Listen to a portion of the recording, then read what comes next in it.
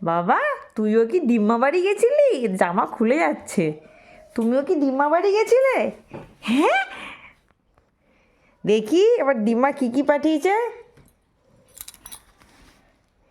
হ্যাঁ, কে খাবে কোনা? ওটা কি আছে? আদা না রসুন কেটে বললো। আচ্ছা, রসুন। আর দাদান পাঠিয়েছে এই দেখো কাজু। এটা কে খাবে? আমন্ড। আর ক্যানে কি আছে? দিয়ে বাবা, পাটি সাপটা। ব্যাগে লেবু আছে। ব্যাগে লেবু আছে। সব এগুলো শ্রীরামপুর থেকে এসছে, দিম্মা বাড়ি থেকে। একটা লেবু আপেল আর কুললাম নিয়ে গেছিলাম, সেই কয়টা পাঠিয়ে দিয়েছিল। আর এই যে এটা তোমার জন্য পাঠিয়েছে।